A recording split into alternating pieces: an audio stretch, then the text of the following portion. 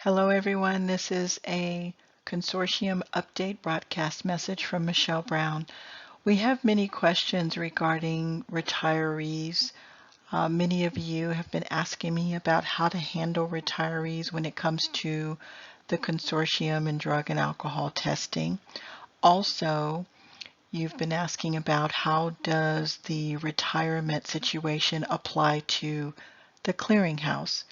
Well, last week I spoke with Bob Asher at Washington, D.C. Drug and Alcohol Compliance Office, and I asked this question, or these questions, I should say specifically.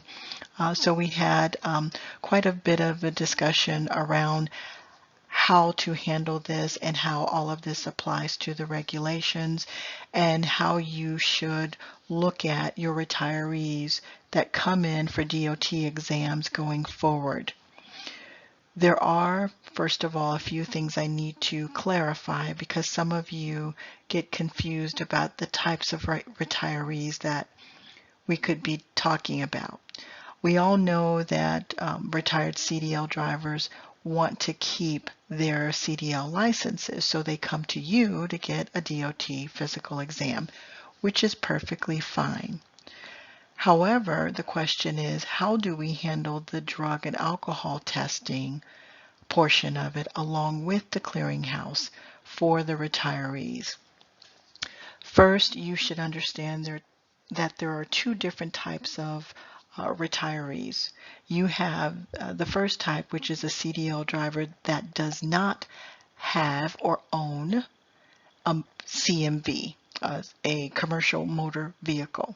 So they can hire themselves out and they will likely drive someone else's vehicle. So they could be hired by an employer, or they could be hired by an independent owner operator that needs additional help. So that means they hire themselves out to drive for other employers or other owner operators, but again, they do not have their own vehicles. In this case, you've taken the word of the retiree. You don't really have a choice. And according to Bob in the compliance office with the federal government, FMCSA and DOT, you just take their word for it. It's not your responsibility to dig and find out if this person truly is retired. According to Mr. Asher, the system will play out, and if they're doing something wrong, they will be caught.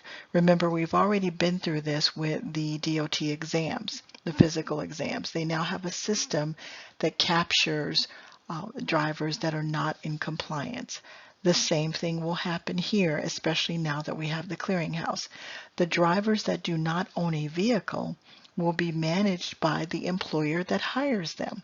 So if the retiree comes out of retirement and they want to do a job here or there, it is up to the employer or the owner operator to check the clearinghouse to make sure that this person does not have any positives or any refusals to test and that they have received a pre-employment test.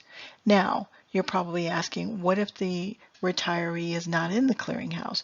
Well, they have to get in the clearinghouse, and the employer will ask them to register, number one, because they'll let them know, I need to check on you and make sure, number one, that you get a pre-employment test, and number two, I need to get permission to check your background. So it's up to the employer or the owner operator.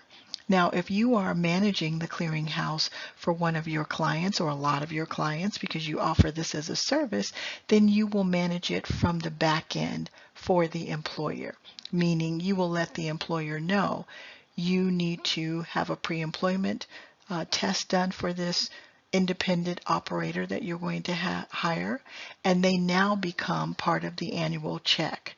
Okay, so just keep in mind that you don't need to manage this from the front end. You need to manage it from the back end if the employer or the owner operator is your client. So every time your employer or your owner operator hires someone new that may be independent, you're going to tell them you need to have pre-employment drug tests done for anyone that you hire. You also need to check the database, which you will do for them if you are managing them through your consortium or they've hired you to do the clearinghouse services. Okay? The only thing that you can do for that retiree is let them know if they decide to hire, if they decide to work as hiring themselves out, work for another employer, you need to let them know they're going to have to take a pre-employment. You can let them know as a courtesy, but according to Mr. Asher, we don't even have to let them know that because they really believe, the government believes that these drivers and these employers know what to do. We all know it may be a little bit different, but if you want to give them a courtesy notice, go ahead and do that. The second type of CDL retired driver owns and operates their own CMV. They hire themselves out along with their vehicles to employers and owner-operators. Okay, now that is a situation where the FMCSA would look at this retirement person that comes out of retirement to do a job as an owner-operator. This person is going to have a US DOT number. They do need to be in the clearinghouse because now they're out of retirement. They do need to get a pre-employment drug and alcohol test because they are an owner-operator, just the same as they get a physical exam. Okay, so how do you manage this? Well, again, you have to take their word for it if they say they're retired. The only thing you can do is let them know if they decide that they are no longer retired and they take on a job. They must get a pre-employment drug test and or they must sign up for the clearinghouse and register themselves, which they could hire you to help them with that service. And they must, because they are an owner-operator, be part of your consortium or someone else's consortium. So that's how you handle that. Again, you take them at their word, but if they own their own vehicle, that is a client for you or a potential client for you. And they may not need it then, but they need to know if you come out of retirement, these are the things you must do. Okay? And it's that simple. He told me, Michelle, tell your people don't worry about it. Don't you guys worry about it. The system and the process will take care of itself.